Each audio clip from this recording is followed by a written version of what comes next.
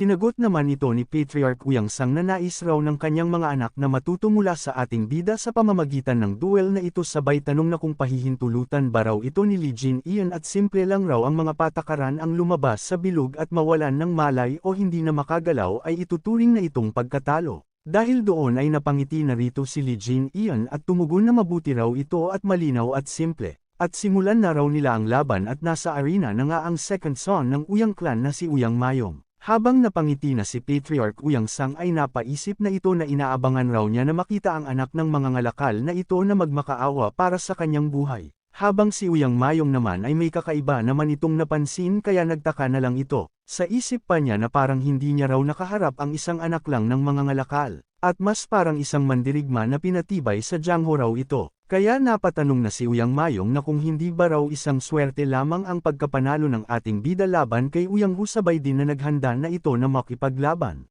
Biglang pinahinto naman ito ni Lee Jin-ian at nagsabi ito na kung ganun raw at sabay tanong na kung hindi ba raw huhugutan ni Uyang Mayong ang espada nito. Mayabang naman na tumugon si Uyang Mayong na gagawin raw niya ang gusto niya kaya hindi na raw dapat pakialaman pa ito ng ating bida, ngunit napatigil na lang ito sa pagsasalita. Dahil tinamaan na siya ng malakidlat na suntok ni Lee Jin-ian. Kasabay din na natilapon na lang si Uyang Mayong, at napasuka na lang ito ng dugo. Matapos naman mawala ang usok doon, ay kitang-kita na nila ang katawan ni Uyang Mayong na nakahandusay na sa sahig at hindi pa malaman kung patay o buhay pa. Kaya sa nasaksihan naman nila Uyang Woon at Shin So-bak ay nagulat na lang ang mga ito. Habang si Patriarch Uyang Sang naman ay nabasag na lang niya ang hawak niyang baso. Dahil sa pagkatalo ng kanyang anak, nagsalita naman si Lee Jin-ian na seryoso raw at dapat hinugot raw ni Uyang Mayong ang espada nito. Sabay din nakalmadong na nagsabi na si Lee Jin-ian na next na raw. Kaya nasabi na ni Uyang Woon siya na raw susunod na aakyat sa arena, sabay din itong nakiusap sa kay Shin So-bak na alagaan raw nito ang nakatatanda niyang kapatid na nabagbag ni Lee Jin-ian. Sinang-ayunan naman ito ni Shin So-bak. Habang nagwasiwas at naglakad si Uyang Woon ay nagsaad na ito na sa galing raw ni Lee Jin-ian ay mukhang hindi na raw niya kailangang magpigil sa mga teknik at inaasahan niya raw ang isang magandang laban. Kaya nagsabi na si Lee Jin-ian na simulan na raw nila ang laban. Dahil naman doon ay seryoso na naghanda na si Uyang Woon at naglabas na ng aura. At mahinahon itong nagsabi na heto na raw siya. Kasabay din itong mabilis na sumugod at nagkawatak-watak na lang ang kanyang dinadaanan dahil sa kanyang atake at mabilis na itong papunta na sa ating bida. Naiwasan naman ni Lee Jin-ian ang atake ni Uyang Woon na papunta sa kanya at napaisip na lang ang ating bida na isa raw si Uyang Woon na lalaking angkop sa espada.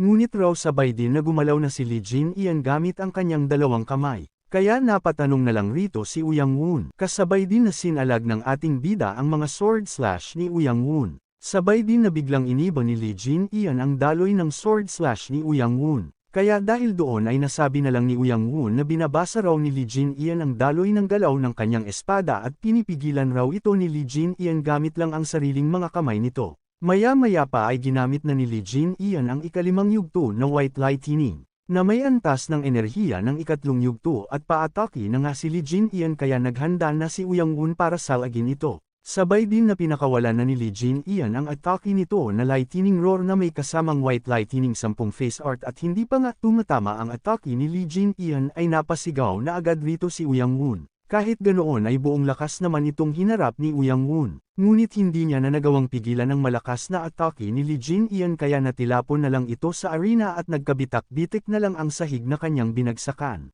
Matapos naman noon ay unti-unti nang nawawala na ang usok doon, kaya tanaw na ang walang malay na katawan ni Uyang Woon. Kaya sa nakita naman ng Patriarch ay hindi na ito nakahimik pa. Nasabi na lang ni Shin So-bak na kahit raw pala ang ikatlong Young Master ay napuruhan ng ganoon kadali. Tumugon naman si Uyang Mayong na hindi ba raw ay dapat tapusin na nila ang sparring na ito dahil kung matatalo raw silang tatlo ay magdudulot raw ito ng malaking kaguluhan. Di naman ito sinang-ayunan ni Shin So-bak, sabay din itong umakyat na sa arena. Kaya natigilan na lang ang ating bida rito at hindi niya ito inaasahan na may lalaban pa pala sa kanya. Nagsaad naman si Shin So-bak na habang ang pinakamatandang Young Master raw ay isang mahusay na martial artist ay bilang isang nagsasanay sa mga teknik ng palm strike raw ay hindi niya raw maaaring palampasin ang pagkakataong ito. Sabay din itong nagtanong na kung makikipag-spar ba raw sa kanya ang ating bida ng isang beses. Kaya nanlaki na lang ang mga mata ni Lee Jin-ian dahil sa katatagan ni Shin So-bak. At napaisip na rito si Lee Jin-ian na sa wakas raw ay may isang taong mukhang may sapat na kasanayan. Sabay din na napangiti na lang si Lee Jin-ian at napasabi na napakainam raw ito, sabay din itong naghanda na sa laban nila. Sabay din na sumugod na ang dalawa sa isa't isa, at nagbanggaan na nga ang kanilang pinakawalan na sipa. Nagpakawala naman si Shin So-bak ng suntok na iwasan naman ito ni Lee Jin-ian. Sinundan naman ito ng suntok ni Shin So-bak na salag naman ito ni Lee Jin-ian. Kaya bumawi na rito si Shin So-bak gamit ang sipa, ngunit hindi naman ito tumama sa ating bida. Biglang umatake naman si Shin So-bak gamit ang ultimate move nito, kaya napatanong na rito si Lee Jin-ian. Sabay din na nagtanong na si Shin So-bak na kung ano ba raw ito at kung magdidepensa lang ba raw ang ating bida. At nagsabi na kung ganun raw ay harangin raw ito ni Lee Jin-ian, sabay din itong nagpaikot-ikot na. At ginamit na nga nito ang ultimate move na Whirling Wheel Crushing Palm Strike at mabilis itong paatake na sa ating bida. Ngunit iniwasan lang ito ni Lee Jin-ian nang walang kahirap-hirap. Sabay din itong ngumiti at nagsabi na hindi raw masama ang mga galaw nito, ngunit masyado raw silang malalaki. Habang umiikot si Shin So-bak ay mabilis na hinuli na ni Lee Jin-ian ang paa nito. Sabay din na piniga na ito ni Lee Jin-ian ng malakas. Kaya dahil doon ay napasigaw na lang ng malakas si Shin So-bak. Sabay din na nagsabi na ang ating bida na maganda raw ang laban nila ni Shin So-bak. Sabay din na tinapon na ni Lee Jin-ian si Shin So-bak sa sahig ng malakas, kaya nagkabitak-bitik na lang ang sahig doon. Kaya nawala na ito ng malay at nakahandusay na lang ito sa arena. Dahil doon ay nasabi na lang ni Uyang Mayong na ito rin raw ay natalo, sabay tanong na kaya ano raw ang magandang ipagmalaki rito. Sabay din na kalmadong nag-fiu-fiu na si Lee Jin-ian. At nagsaad na natapos na raw ang laban, habang si Patriarch Uyang Sang naman ay hindi na maitsura ang pagmumukha nito dahil sa galit. Dagdag pa ng ating bida na ngunit raw, bakit mukhang hindi nasisiyahan si Lord Uyang sa narinig naman ni Uyang Sang ay nanlabas na lang ang mga ugat nito sa ulo at nanlilisik na lang ang mga mata nito. Habang nanginginig naman dahil sa galit si Uyang Sang ay napaisip na ito na tingin raw niya na ang young master ng merchant group na ito ay ang tatalo sa kanila ng sunod-sunod. Kaya hindi raw ito karaniwang tao, kahit na magdala raw sila ng isa pang tao mula sa Uyang clan ay hindi pa rin ito sapat. Dahil naman doon ay napamura na lang si Uyang Sang at nagsabi na sa ganitong takbo raw ay hindi lang maaapakan ang dangal ng Ruler Association ay pagtatawanan pa sila ng walang katapusan. Kaya nagbuntong hininga na lang siya. Makalipas ang ilang oras ay naglakad na nga silang dalawa ni Lee Jin-ian at nasabi na lang ni Patriarch Uyang Sang na kung maglakad-lakad lang ba raw sila ng magkasama. Dagdag pa niya na mapayapa raw ang bayan na ito, kaya marami sigurong supplier ang merchant group ni Lee Jin-ian dito. Biglang huminto naman ang Patriarch at seryoso na itong nagsalita na diretsyo na raw siya. At pangiti niyang sinabi na sasali ba raw si Lee Jin-ian sa Rulers Association. At hindi raw ang buong Unimerchant Group kundi ang ating bida lang raw mag-isa ang niyaya niya, at kung sasali raw si Lee Jin-ian bilang isang individual na martial artist ay paprotektahan raw ng Rulers Association ang Unimerchant Group, kaya napatanong na rito ang ating bida. Sinagot naman ito ng Patriarch na ito ay isang organisasyon raw na pinamumunuan ng apat na dakilang clan ng Dukgo at Simon at Namgang at Moyong na hindi kasama ang Tang clan, at gayon paman raw sa katotohanan. Kaya nagtanong na rito si Lee Jin-ian kung hindi ba raw sila yung mga taong umalis sa Merm Alliance dahil nakatuon ang Merm Alliance sa 9 great sects bilang kanilang sentro. Sinang-ayunan naman ito ng Patriarch at sabay tanong kung may problema ba raw yun at mas maayos pa raw na tawagin itong isang grupo na nasa paligsahan na may pagkakaibigan sa Merm Alliance. Napaisip naman rito si Lee Jin-ian na narinig niya raw na ang Uyang clan ay kamakailan lang sumali sa association at ngayon raw ay naiintindihan niya kung bakit ito sobra ang pag-aalala sa reputasyon. Sabay din itong nagbuntong hininga na lang nagsalita naman si Uyang Sang na parang ang mga tauhan raw ni Uyang Hu ay ikinakalat ang balita tungkol sa ating bida sa lahat ng dako, kaya dahil doon ay nasira raw ang kanyang reputasyon. Bagaman raw ganoon ay hindi niya raw sinisisi ang ating bida. Kaya sumali raw ang ating bida sa Rulers Association at tulungan raw siya nito na maibalik ang kanyang dangal, at hindi naman raw yun isang mahirap na kahilingan. Sabay din na napaisip na si Uyang Sang na sa puntong ito raw ay tanging ang paraang ito na lang raw ang isama ang pinakamatandang young master ng Unimerchant Group sa association at palabisang nasa ilalim niya ito sa pamumuno, habang ang ating bida naman ay napaisip na lang ito. Maya-maya pa ay nagsalita na si Lee Jin-ian na kung paano naman raw kung tumanggi siya kaya sa narinig naman ng patriarch ay nag-iba na lang ang ekspresyon nito. Sabay din itong tumugon na bakit naman raw tatanggi si Lee Jin-ian at wala raw namang mawawala dito at siguradong hindi raw mabagal sa pagkwenta ng tubo at lugi ang anak ng isang malaking merchant group. Sumagot naman ang ating bida na ano naman raw magagawa ng anak ng isang merchant group sa association at hindi naman raw siya kapos sa pera at ang inaalok lang raw sa kanya ng patriarch ay ang posisyon ng isang ordinaryong martial artist. Dagdag niya na kung hindi raw nandito ang patriarch para hamuniin siya ay tapusin na raw nila ang usapan dito at hindi raw kasi naging kasiya siya ang lakad na ito sabay din itong nagpaalam at naglakad na. Kaya wala nang masabi ang patriarch habang pinagmamasdan niya na papaalis ang ating bida. Ngunit bigla naman kinuha ni Uyang Sang ang pansin ni Lee Jin-ian at nagsalita ito na bibigyan niya raw ng huling pagkakataon si Lee Jin-ian. At nakakatakot itong nagtanong na kung gusto ba raw ng ating bida na makita nito na pinapatay ang buong Yuna Merchant Group kaya nagseryoso na lang ang ating bida. Dagdag pa ng patriarch na sa lakas raw ng Uyang clan ay kaya raw nilang pagbigyan si Lee Jin-ian na ito lang ang buhayin at gawing isang kaaway ng buong martial world kaya sa tingin ba raw ni Lee Jin-ian ay hindi nila kayang gawin yon. At kung may lakas ba raw ang ating bida para pigilan siya kahit kaya raw ng ating bida ay sigurado ba raw ito nakakayanin nitong gawin na kaaway ang Rulers Association. Kaya bakit raw tinatanggihan ni Lee Jin-ian ang kanyang kabutihang loob ng ganito ngunit napatigil na lang siya sa pagsasalita dahil dinakma na ni Lee Jin-ian ang leeg nito. Kasabay din na binaon na ni Lee Jin-ian ang katawan nito sa sahig kaya nagkabitik-bitik na lang ang sahig doon. Sabay din na nagsalita na si Lee Jin-ian na tama na raw ay baliw raw na hayop si Uyang Sang. At galit na sinabi na ng ating bida na kung paano naman raw kung isipin ng patriarch na pwede niya itong patayin dito mismo at ngayon na at pagkatapos ay lilipulin niya ang buong Uyang clan. Dagdag pa ni Lee Jin-ian na kaya niya raw na ibunto ng buong sisi sa pinakamatanda nitong anak at kung gusto ba raw siya subukan ng patriarch. Tumugon naman si Patriarch Uyang Sang na sa lahat ng masasamang bagay na narinig niya raw sa buong buhay niya ay yun na raw yata ang hindi niya malilimutan at mga salitang walang galang at walang pagpipigil at walang hiya at gayon paman raw. Ay magtabi raw si Lee Jin-ian ng ganyang mga salita kapag napatunayan na raw ng ating bida na ang lakas nito sabay din na nagpakawala na ng lason ang Patriarch. Sa isip naman ng patriarch na ito raw ang Poison Toad Palm Strike na kanyang pinagpraktisan para talunin ang mga pinuno ng apat na dakilang clan. Kaya gaano man raw kalakas si Lee Jin-ian ay kung kakayanin ba raw nito ang lason. Ngunit nanlaki na lang ang mga mata niya at nagulantang na lang ito, at napasabi na lang siya na ang lason niya raw ay nasusunog na parang kinakain ito ng kidlat. Habang pinagmamasdan niya si Lee Jin-ian na nagpapalabas ng white lightning, ay napasigaw na lang siya dahil ramdam niya ang lakas ng white lightning ng ating bida. Kasabay din na winaksi na ng ating bida ang kamay niya na nakahuwak sa patriarch kaya dahil doon ay bumagsak na lang ang katawan ni Patriarch Uyang Sang. At napahagolgol na lang ito sa sakit. Nagsabi naman si Lee Jin-ian na kung paano raw ang patriarch kumikilos na parang napakataas nito at sabay sabi na mas mahina raw pala ang patriarch kaysa sa inaasahan niya sa isip naman ng ating bida na bagaman ay malamang dahil ang white lightning 10 face art niya ay umabot na sa ika-8 yugto. Nagsalita naman si Patriarch Uyang Sang na kung papatayin raw siya ng ating bida ay gawin lang raw niya ito rito mismo at ngayon dahil kahit patayin raw siya ng ating bida ay ituturing lang raw si Lee Jin-ian na isang kaaway ng buong mundo ng martial.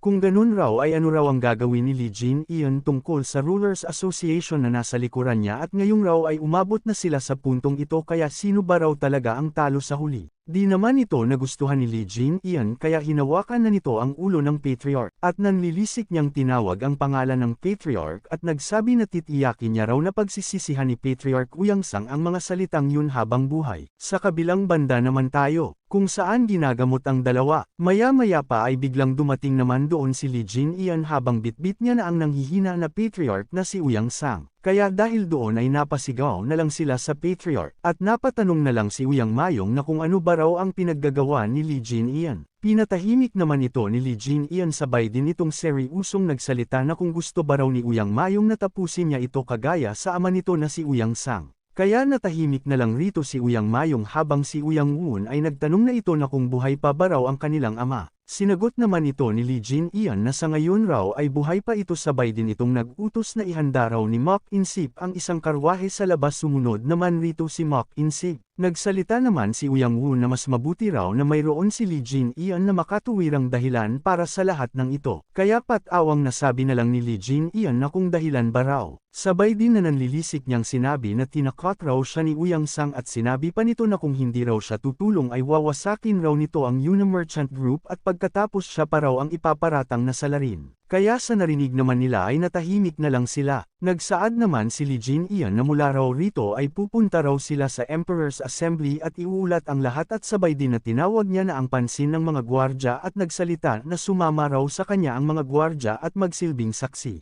Nagsalita naman si Shin So-bak na sandali lang raw at kung alam ba raw ni Lee Jin-ian kung nasaan ang assembly at nagsabi na wala raw punong tanggapan ang assembly. Dahil ang lugar raw ng pagtitipon ay ang mga tahanan lamang ng 4 na patriarch na tinatawag na mga emperors kaya ang pinakamalapit ay ang Moyong clan. Kaya nag-utos na si Lee Jin-ian na bantayan raw ng mga gwardya ang kambal para hindi ang mga ito gumawa ng kalokohan. At si Lee Wao-ian naman raw ay isaayos nito ang mga nangyari ngayon at iulat sa Martial Alliance sinang-ayunan naman ito ni Lee Wao-ian. Sabay din na nag-utos na si Lee Jin-ian na pumunta na raw sila sa Moyong clan. At naglakbay na nga sila gamit ang karwahe. Kalmado naman doon si Lee Jin-ian, habang kabaliktaran naman ang sa kanila Uyang Woon dahil nag-alala na ito sa kalagayan ng kanyang ama na si Uyang Sang. Biglang nagtanong naman si Patriarch Uyang Sang na kung saan raw sila pupunta sinagot naman ito ni Lee Jin-ian na sa Moyong clan raw. Kaya nagbuntong hininga na lang siya rito. Sabay din na sinabihan niya na ang kanyang kasamahan na nauuhaw na raw siya kaya dalhan raw siya ng kanyang kasamahan ng tubig.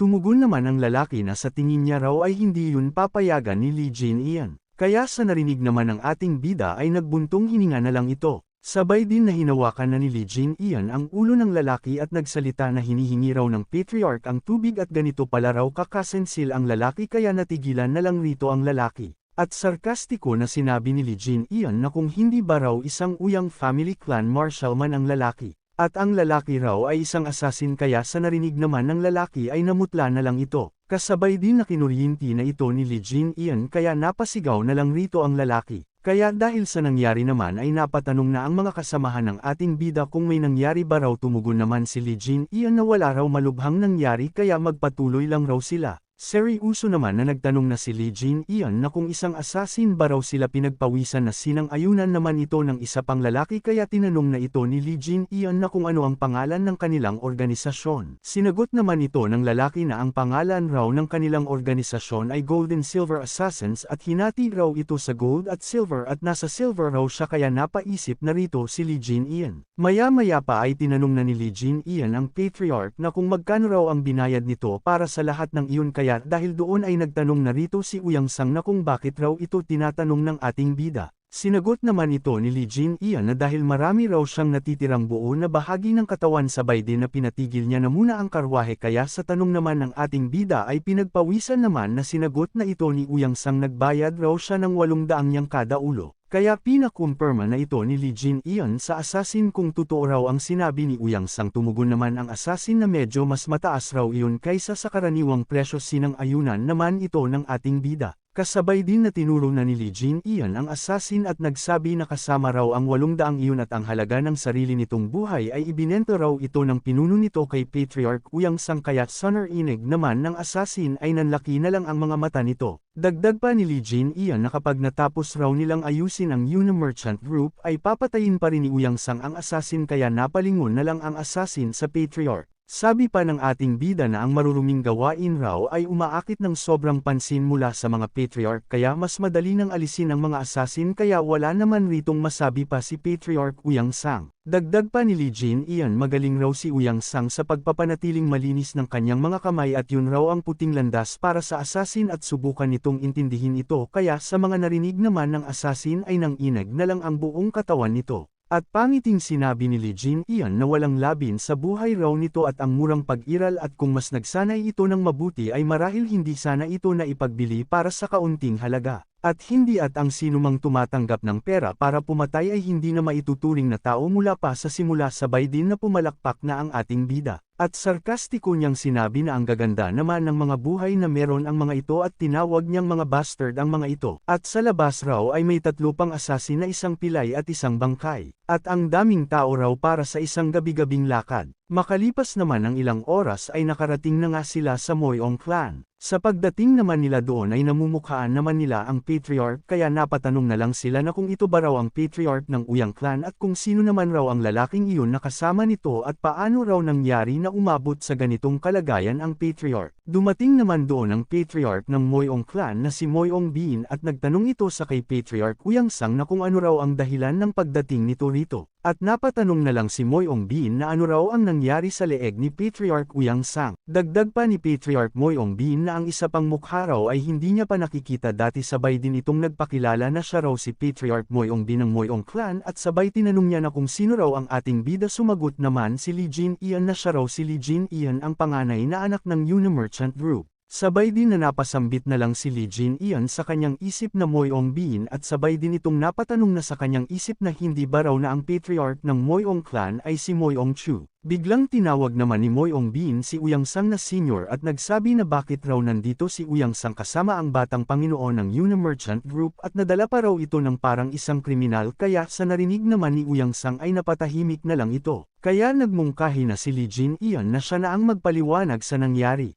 Maya-maya pa ay napaliwanag na nga ni Lee Jin Ian ang nangyari sa kanila ni Uyang Sang. Dagdag pa ng ating bida na ang mga lalaking ito raw ay inupahan ni Uyang Sang. Kaya napabulong na ang kasamahan ni Moyong Bin na upang pagbantaan raw ang guild ay talagang mabigat raw ito kaya kapag kumalat raw ang balita ay pagtatawanan raw sila ng Martial Alliance at mas mabuti pang patahimikin na lang raw nila ang batang Panginoon na si Lee Jin Ian. Pinatahimik naman ito ni Patriarch Moyong Bin. Kasabay din na nagtanong na si Moyong Bin na kung ano raw ang dahilan ng pagpunta ni Lee Jin Ian rito. Dagdag pa ng Patriarch na napakatakot raw ni Lee Jin Ian kaya pumunta ba raw ito para magtaas ng alarma. Pangiting tumugon naman si Lee Jin Ian na kung si Patriarch Moyong Bin raw ang nasa posisyon niya sabay tanong na kung ano raw ang gagawin ni Moyong Bin. Kaya napaisip na rito si Patriarch Moyong Bin na kung may pumatay raw sa pamilya nito at sinubukang gawing kriminal ito ay kung wala na ba raw ibang sagot kundi patayin rin ito. Gayunpaman raw kung ang taong iyon ay si Uyang Sang, ay kailangan nitong harapin ang mga mata ng kanyang clan at ng buong mundo ng martial arts. Habang nakatitig naman si Moyong Bin sa kay Uyang Sang ay nenas na lang rito si Uyang Sang.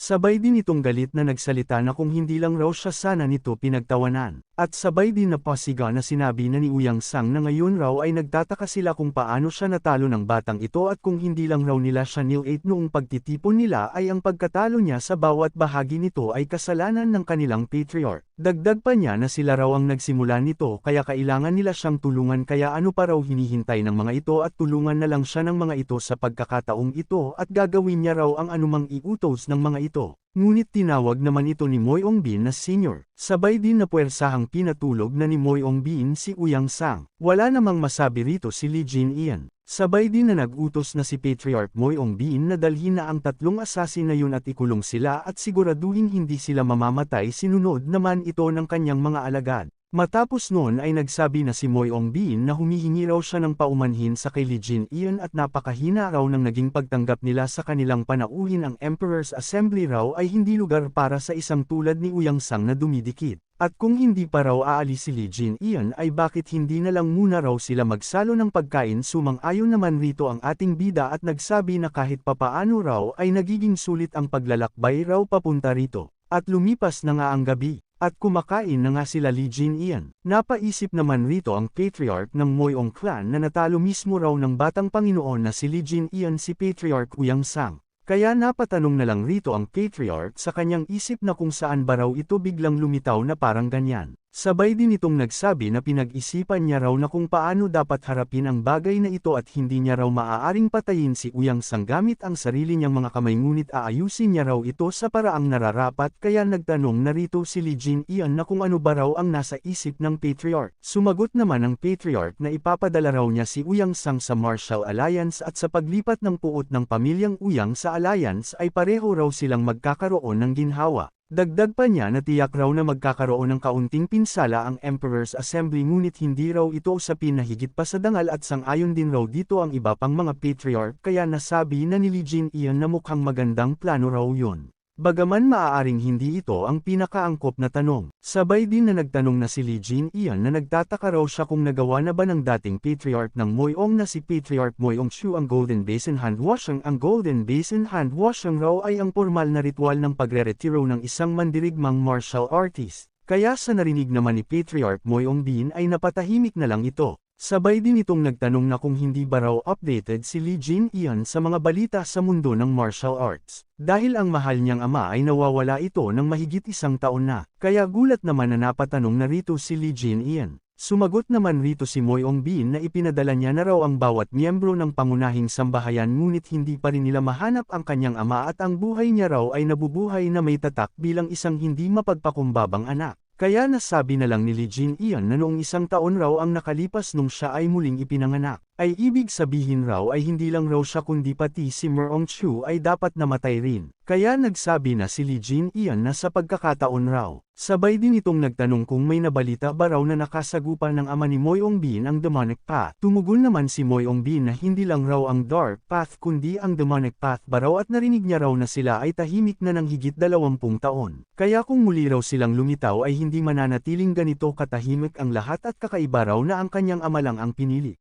Sa isip naman ni Lee Jin-ian na siya raw mismo ay walang anumang ugnayan sa demonic path at bigla lang silang lumitaw at inambush siya. Sabay din na nagsalita na si Lee Jin-ian na kung ang dating patriarka Moyong raw ay inatake ng maraming mandirigmang may espada sabay tanong na kung sa tingin raw ni Moyongbin ay paano raw nangyari yun. Tumugon naman ang patriarch na ito raw ay magiging isang mahirap na labanan ngunit ang kanyang ama raw ay hindi basta matatalo ng ilang mandirigmang may espada lamang. Seryusong nagsalita naman si Lee Jin-ian na paano naman kung bawat isa raw sa mga mandirigmang iyon ay nakamit na ang sword-defying steel kaya sa narinig naman ng patriarch ay napatanong na lang ito. Sabay din na napaisip na ng malalim si Lee Jin-ian na kung iisipin niya raw ang sandali bago siya namatay. Sa mga kaaway na nakalaban niya raw sa kanyang nakaraang buhay, ay may ilan na nakaligtas kahit tinamaan sila ng kanyang 9th stage Thunderstrike. Ngunit kahit sila raw ay hindi nakatiis sa 8th stage strike na pinakawalan gamit ang katawan ni Lee Jin-ian. At ngayon na iniisip niya raw na hindi iyon isang karaniwang tagumpay. At naabot na raw nila kahit ang Realm of Sword-defying Steel. Kung ang ganitong mga lalaki raw ay kung sasamahan ng mga nagtataglay ng kakaibang salamangka at nagsama-sama sila, ay ang tanging makatatagal laban sa kanila ay ang Heaven Beyond Heaven na lamang. Tanging ang mga nilalang sa kabila ng mga heaven lamang. Sa isip naman niya na kahit ang isang anak na naghahanap sa kanyang ama ay walang natagpo ang bakas ng demonic path kaya napatanong na lang rito ang ating bida na kung bakit raw sila kumikilos ng ganoon kalihim. At kung ano ba raw talaga ang hinahabol ng demonic path. Sa kabilang banda naman tayo kung saan tinawag na ng lalaki ang Sword Demon at nagsalita na sa wakas raw ay natagpuan na nila ito. Ang lokasyon ng Sword King. Tumugon naman ang Sword Demon na mahusay raw at sabay sambit ng Heavenly Demon sabay din itong nag-utos na maghanda na raw ang mga lalaki. Dahil panahon na raw para manghuli ng isang hari at pinapakita rito ang mga kasamahan ng Sword Demon kung saan nanlilisik na lang ang mga mata ng mga ito. Balik naman tayo sa Moyong clan. Kung saan napaisip na lang rito si Lee Jin-ian na maging ang anak raw na naghahanap sa kanyang ama ay hindi makakita kahit bakas ng demonic path kaya napatanong na lang siya rito na kung bakit raw sila kumikilos ng palihim at ang demonic sect raw ay ano nga ba raw ang tunay nilang pakay.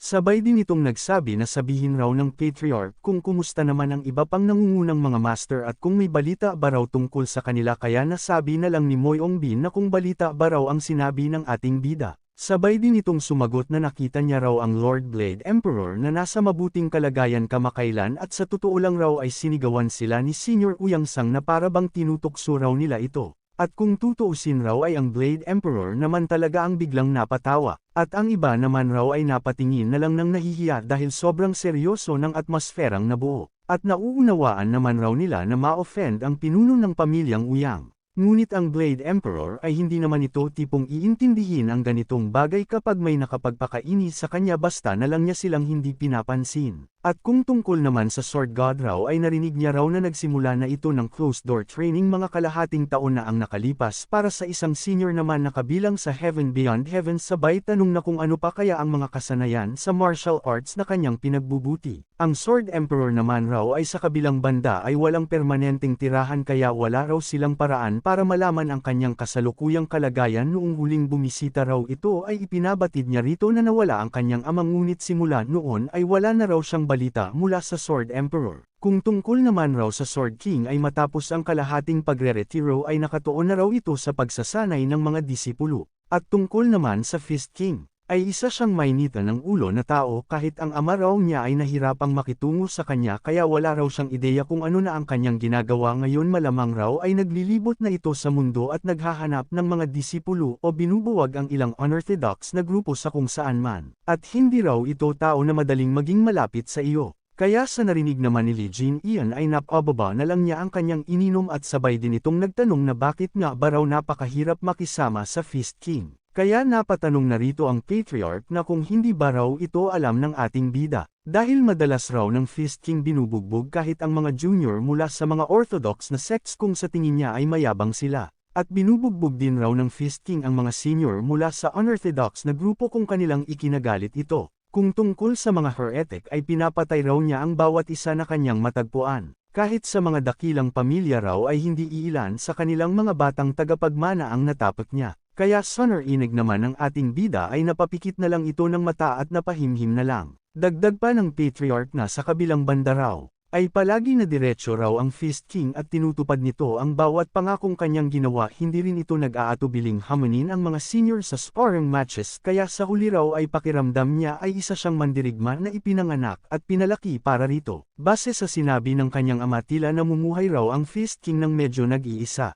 Biglang nagsaad naman si Lee Jin-ian na hindi naman raw ganoon ka-iisa ang Fist King bagaman. Kaya sa narinig naman ni Moyong-bin ay napatanong na ito na kung ano raw ang pinagsasabi ng ating bida tumugon naman si Lee Jin-ian na wala raw at busog na raw siya. Kaya nagtanong na ang Patriarch na kung babalik na ba raw si Lee Jin-ian ngayon sa Merchant Guild sinang ayunan naman ito ni Lee Jin-ian dagdag pa ni Moyong-bin na kung wala namang importanteng gagawin raw ang ating bida sa loob ng ilang sandali. Sabay din itong nagmungkahi na paano kung pumunta mismo si Lee Jin-ian sa Merm Alliance kaya napatanong na lang rito si Lee Jin-ian. Kinabukasan sa Moyong clan ay nagsaad na si Patriarch Moyong-bin na napakatalinong desisyon raw ang ginawa ni Lee Jin-ian kung magpapakatotoo raw ito ng personal ay maari nilang hubugin ang kinalabasan ayon sa gusto nila. Sa pagkakataong iyon raw ay pabalik na raw ang lalaki mula sa isang misyon malapit sa Moyong clan kaya naisip niya raw na pinakamahusay na ipakilala niya ang lalaki at sakaling nais ni Lee Jin-ian na siyang samahan at ang lalaki raw na ito ay si Baek Hangyong ng Merm Alliance. Sabay din na nagpakilala na ang lalaki sa ating bida na siya raw si Baek Hangyong ng Merm Alliance. Biglang tumingin naman ang Patriarch sa kay Uyang Sang at nagsaad na si Uyang Sang raw ay sila na mismo ang mag-aasikaso sa pag-escort rito kaya sila raw dalawa ni Lee Jin-ian ay mauna na silang umalis gamit ang magaang hakbang o light footwork na intindihan naman ito ng ating bida. Nagsalita naman si Lee Jin-ian na habang wala raw siya ay inaasa niya raw sa Patriarch na pangalagaan nito ang Unimerchant Group. Tumugon naman si Patriarch Moyong-bin na huwag raw mag-alala si Lee Jin-ian at dapat raw ay dumating na ang mga mandirigma ng angkan ng Moyong para bantayan ang Unimerchant Group. Kaya nagbigay galang na si Lee Jin-ian at pangiti niyang sinabi na naiintindihan niya raw at hindi niya raw malilimutan ang kabutihan ng Moyong Clan Patriarch. At isa pa raw, mukhang kabilang raw ang mga assassin sa grupong tinatawag na Silver Blood Assassins at nais niya raw na imbestigahan ng Emperor's Assembly ang organisasyong ito. At kung matuklasan raw ang kanilang pinagtatagwan ay ibibigay niya rin ang kanyang lakas tumugon naman ang Patriarch na naiintindihan niya raw at hindi raw magiging mahirap yun. Nagsaad naman si Lee Jin-ian habang ito'y nakangiti na sa totoo lang raw. Ay naghanda na raw siya na magsanhi ng kaguluhan kasama ang angkan ng Moyong pero dahil sa matalinong paghatol raw ng Patriarch ay maaari na siyang umalis ng may kapanatagan ng loob. Sabay din na nagpasalamat na ang ating bida kaya natigilan na lang rito ang Patriarch. Kasabay din na umalis na si Lee Jin-ian at si Baek Hangyong. Habang ang si Patriarch Moyong-bin naman ay napapikit na lang ito at napasabi na dumating raw ng mag-isa si Lee Jin-ian at handang magsimula ng gulo. At napakatuwa raw nitong tao, at 4 na araw ang lumipas kung saan maraming tao doon. Habang sila'y naglalakbay ay napaisip na lang si Baek Hangyong na kasing tapat raw na tao ang ating bida tulad niya at nitong mga nakaraang araw raw ay ito lang ang naging usapan nila. Kung saan nagsabi si Baek Hangyong na aalis na sila ngunit pagsang-ayon lang ang tugon ni Lee Jin-ian. At nagsabi siya na magpahinga muna sila sandali at hindi naman rito tumutol ang ating bida bagkus sumasang-ayon lang ito ng walang pagdadalawang isip. Balik sa salukuyan kung saan may nabangga si Baek Hangyong na isang lalaki kaya napahingi na lang ng tawad si Baek Hangyong.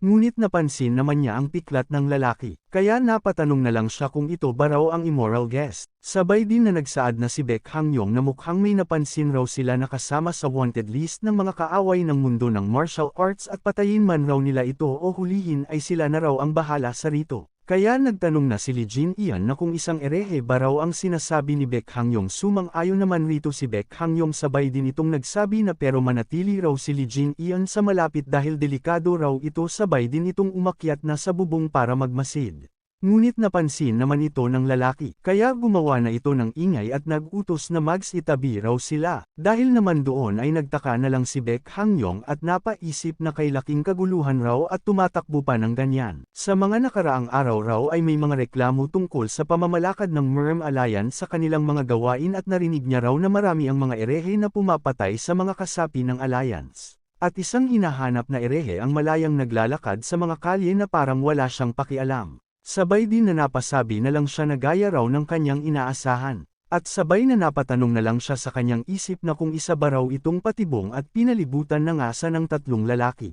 Batay raw sa katotohanang parehong wala silang mga braso, kaya sila siguro ay ang mga napabagsak ng pinuno ng Alliance. Sabay din na nagtanong na si Baek Hangyong na kung nasa mabuting kalusugan ba raw ang mga senior na ito at kung humihinga pa raw ang mga ito ay dapat raw na muli nilang hamanin ang pinuno ng Alliance at ang paggamit raw ng isang wanted na kriminal bilang pain ay ito raw ay kahiyahiya naman. Tumugon naman ang lalaki na ang pagpugot ng mga braso raw ay tila libangan ng pinuno ng Alliance, dagdag pa ng kasamahan niya na ang pagpapadala raw ng mga pugot na ulo ng mga kasapi ng Alliance sa kanya ay ang libangan raw nila. Ngunit bigla naman lumitaw si Lee Jin Ian sa kanilang likuran at nagtanong na kung kay laking libangan ba raw ito. Kaya sa narinig naman nila ay gulat na silang napatanong na lang kung sino raw ang dumating. Habang si Baek Hangyong naman ay napatanong na lang ito sa kanyang isip na kailan ba raw sila naabutan ni Lee Jin Ian. Sarkastiko naman na nagsalita na ang ating bida na siya raw ay ang libangan ay ang pagbugbog sa mga tao. Sa kabilang banda naman tayo sa Uni Merchant Group kung saan nasabi na lang ni Chul Maeng-ho na kung pumunta ba raw talaga si Lee Jin Ian sa Merm Alliance. Habang ito'y pinipigilan ng mga bantay doon ay galit itong napasabi na hindi raw ay bakit sa Merm Alliance raw at bakit doon ito, bakit nga ba at kailan at bakit at bitawan raw nila siya, sabay tawag na mga hinayupak raw ang mga ito at sabay tanong na kung sino ba talaga ang mga ito.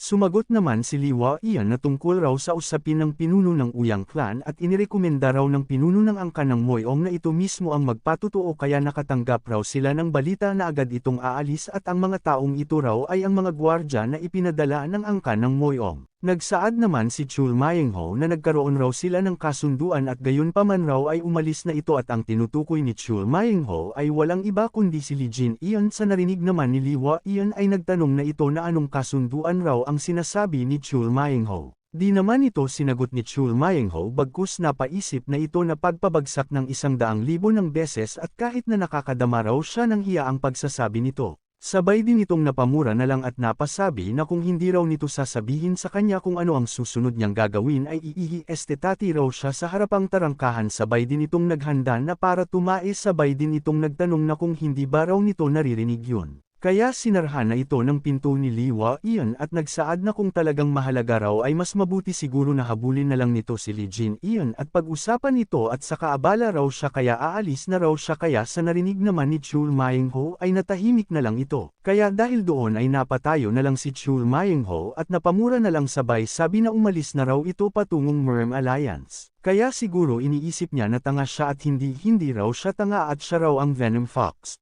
Dahil dumating na raw sa ganito ay lulusab raw siya sa Merm Alliance. Sabay din itong tumakbo na habang nagwawasiwas ng payong at nagsaad na ano raw ang kasunod matapos ang 100,000 hampas, sabay sambit sa pangalan ng ating bida at nagbilang na 100,123 na hampas. Punta naman tayo sa ating bida dahil sa sarkastiko na sinabi ni Lee Jin Ian ay hindi naman nagpahuli ang isa sa tatlo at nagbiro ito na humihingi ng tawad sa ating bida. Sabay din itong nagsaad na nakalimutan niya raw na nandito pala sila Lee Jin Ian na mga nakatatanda at sarkastiko niyang sinabi na kung sino raw ang binubugbog ng sino at akala ba raw ng basurang si Lee Jin Ian ay kaya nitong mabagbag sila. Nagsalita rin ang may piklat sa mukha na tinawag nilang immoral guest at patawa nitong sinabi na si Lee Jin Ian raw ay naakit niya na ito para sa kanyang kasamahan kaya aalis na raw siya dahil may biglang importanteng lakad siya. Tumugon naman si Lee Jin Ian na kung magjajakol na naman ba raw ang immoral guest. Kaya sa narinig ng immoral guest ay nagtanong na ito na kung ano raw ang problema ni Lee Jin Ian. Kalmadong tumugon naman ang ating bida na kung bakit ba raw ang immoral guest ay masyadong nagagalit at normal lang naman raw yun para sa isang malusog na lalaki. Kasabay din na nagtanong na si Lee Jin-ian na kung pwede ba raw nilang patayin ang isang pampublikong kaaway, sinang-ayunan naman ito ni Baek Hangyong dahil raw ang mga pampublikong kaaway ng Merm Alliance ay nakarehistro at may beripikadong impormasyon kaya maaari raw ni Lee Jin-ian silang bitayin kaagad kapag nakita. Kaya sarkastiko na sinabi na ni Lee Jin-ian na kung bitay ba raw. Kaya sa nasasaksihan naman ni Baek Hangyong sa pag-aasta ni Lee Jin-ian ay nasabi na lang niya na 3 araw raw nang magkasama sila sa paglalakbay. At ito raw ang unang ngiti na nakita niya habang si Lee Jin-ian ay nagsabi na ito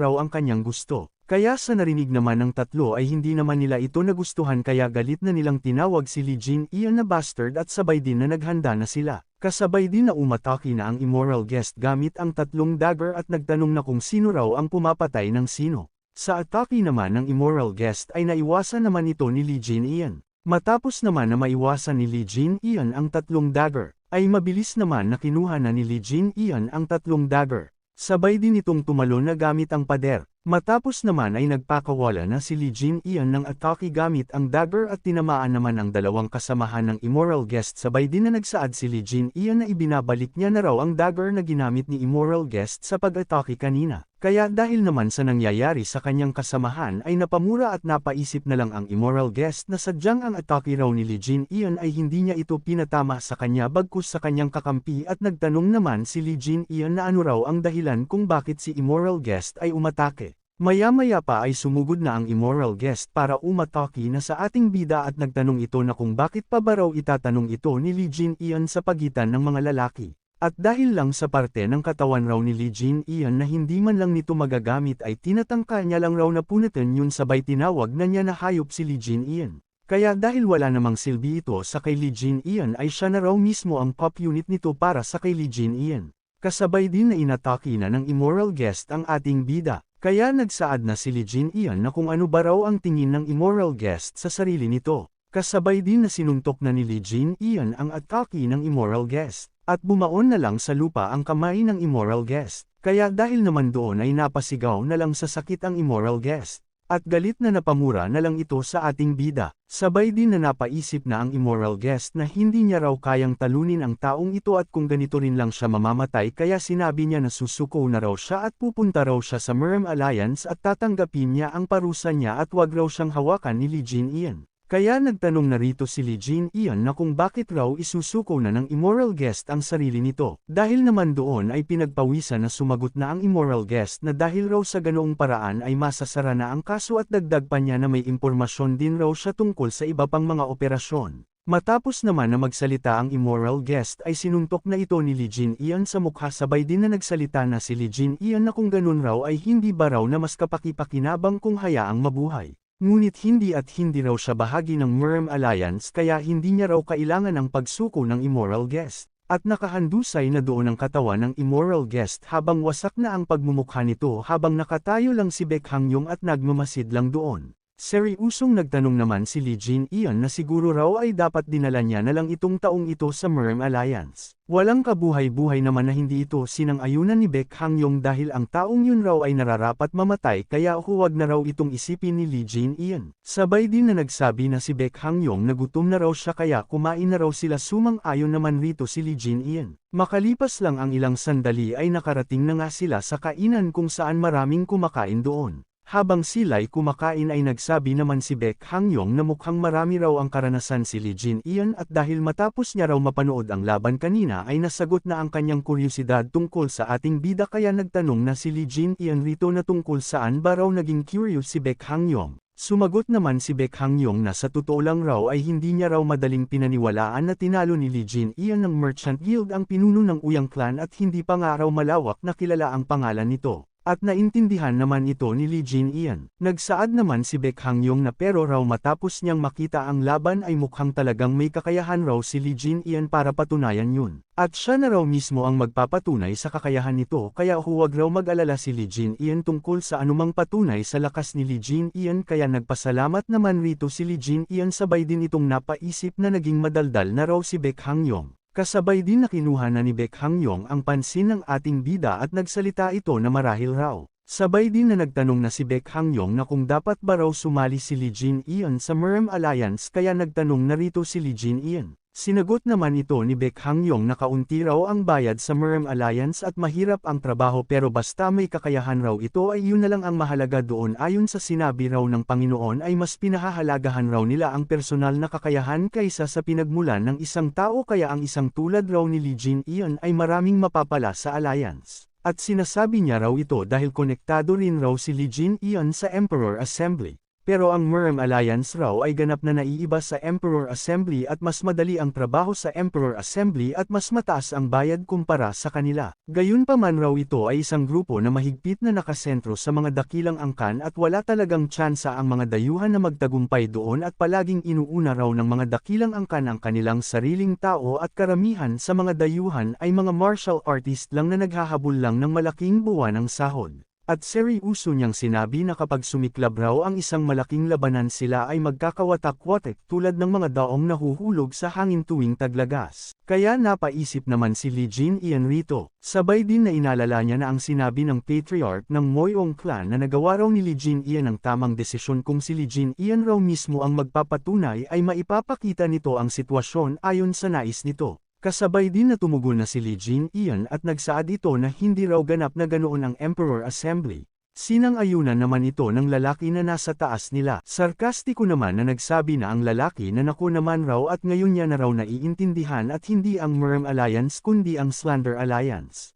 Nagsalita naman ang kasamahan ng lalaki na huwag raw silang man-aire sa iba ng ganito at tinatawag nilang Slander Alliance at kung naiintindihan ba raw ito ng kanyang kasamahan umuod naman ang kasamahan nito. Dagdag nito na tinatawag raw ang kanilang Emperor Assembly na mga daong nahuhulog sa hangin tuwing taglagas at hindi raw ito kapanipaniwala. Kaya sa narinig naman ni Baek Hangyong ay agad na nagpakumbaba na ito at sabay din itong nagbigay galang at nagsabi na siya raw si Baek Hangyong ay nagsalita ng bastos at nagkamali kaya patawarin raw nila siya ngunit maaari niya ba raw na malaman ang pangalan ng mga ito upang makapagpahayag raw siya ng maayos na paghingi ng paumanhin. Kaya nagpakilala na ang lalaki na ang apelyido niya raw ay isang pinagsamang pangalan ang Autumn at ang Wind at ang kanyang pangalan raw ay In Wild. Kaya sa narinig naman ni Lee Jin-ian ay napaisip na lang ito. Sabay din itong nagsabi na nagpakumbaba na raw si Baek Hangyong kaya sapat na raw yun at huwag na raw itong alalahanin ni Baek Hangyong sumang-ayon naman rito si Baek Hangyong. Sabay din na nagtanong na si Lee Jin-ian na posible ba raw na dumating din ang lalaking yun dahil kay Uyang Sang at mukhang kabilang raw ito sa Emperor Assembly. Tumugon naman si Baek Hangyong na hindi niya raw ito kilala at kung ito raw ay ang Emperor Assembly ay malamang na nagtitipon sila dito dahil sa Dragon Phoenix Tournament. Kaya napasabi na si Lee Jin-ian na kung ang paligsahan ng Dragon Phoenix ba raw.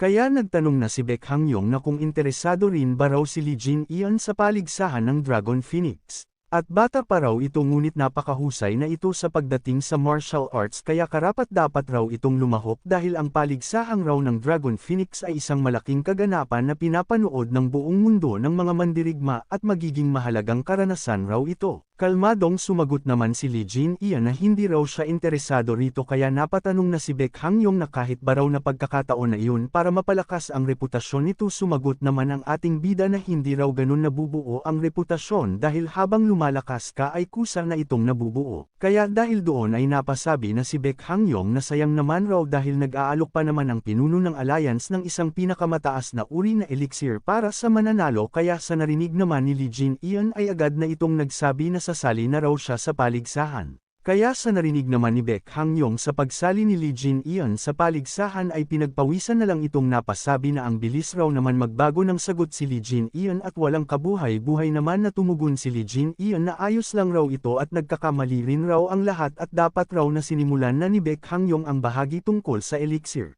Makalipas naman ang ilang oras ay natapos na silang kumain kaya nagpasalamat na si Baek Hangyong sa tindero ng panuluyan dahil sa masarap nitong pagkain na hinanda. Kasabay din na nilapitan at tinawag niya na Young Master ang lalaki at nagsabi na kaunti na lang at mararating na raw nila ang Merm Alliance. Kaya napalingon na rito ang Young Master at tumugon na ito na pinapagutom raw sila sa mismong gate at akala niya raw ay alyansa ng paninirang puri ito pero ngayon mukhang alyansa ng mabagal. Kaya sa narinig naman ni Baek Hangyong ay nenas na lang ito at napatanong na ito sa kanyang isip na kung nag-iimbak ba raw ito ng sama ng loob. Matapos itong mapaisip ay nagsabi na ito na mula raw rito sabay din itong nagtanong kung paano kung tumakbo raw sila ni Lee Jin-ian ng kasing bilis ng hangin ng taglagas. Sinang-ayunan naman ito ni Lee Jin-ian at narinig naman ito ng Young Master. Kasabay din na tumakbo na agad ng mabilis sila Lee Jin-ian at naiwan na lang ang Young Master kasama ang mga kasamahan nito. Kaya napasabi na lang ang kasamahan nito na ang bastos raw nila Baek Hangyong at sadyang ginawa raw nila ito at tingnan raw ng Young Master ang alikabok na kanilang inihagis. Tumugon naman ang Young Master at tinawag niya ang kanyang kasamahan na on sale at nagsabi na sumunod raw ito ng mabagal kasama ang mga bisita.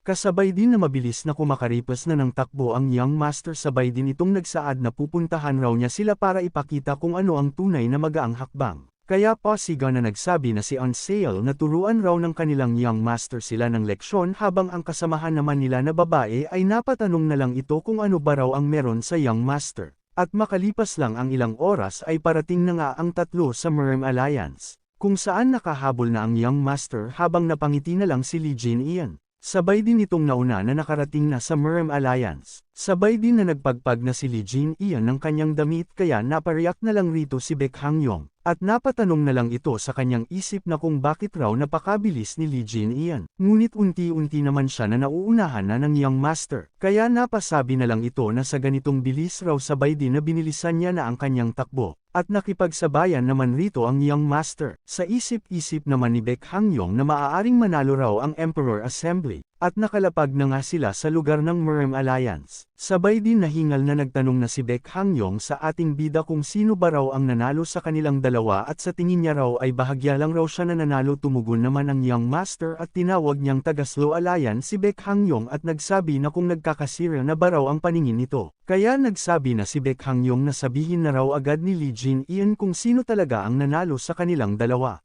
Ngunit nagulat na lang rito si Lee Jin-ian, dahil dumating na doon ang leader ng Merm Alliance at nagtanong ito na kung anong kahulugan ba raw ito. Kaya napatawag na lang si Baek Hangyong na Alliance Leader, habang ang Alliance Leader naman ay nagsaad na ito na sa anumang kaso raw ay ang nanalo ay ang batang Panginoon, na iyon doon ang tinutukoy niya ay ang ating bida. Nagbigay galang naman si Baek Hangyong sa Alliance Leader at pinuri naman siya ng Alliance Leader dahil mahusay raw ang ginawa ni Baek Hangyong. Nagpakilala naman ang Young Master at siya raw si Hua Onwol ng angkan ng Hua, sabay din itong nagbigay galang sa Alliance Leader. Nagsaad naman ang Alliance Leader na kung ganoon raw ay ito ang batang Panginoon ng Unimerchant Group na si Lee Jin-ian, kaya sa narinig naman ni Hua Onwol ay nabigla na lang ito. At napaisip na ito na kaya pala raw na ito ang taong tumalo sa pinuno ng pamilyang Uyang at hindi na raw ito nakapagtataka, at nagpakilala naman rito ang ating bida na siya raw si Lee Jin-ian ng Unimerchant Group. Tumugon naman ang Merm Alliance Leader na ikinagagalak niya raw silang makilala, sabay din itong nagpakilala na siya raw si Yu Jonghong ang pinuno ng Merm Alliance. Sabay din na nagtanong na si Yu Jonghong na kung napunta ba raw sila rito upang lumahok sa Dragon Phoenix Tournament. Sumang-ayon naman rito si Hua Onwol.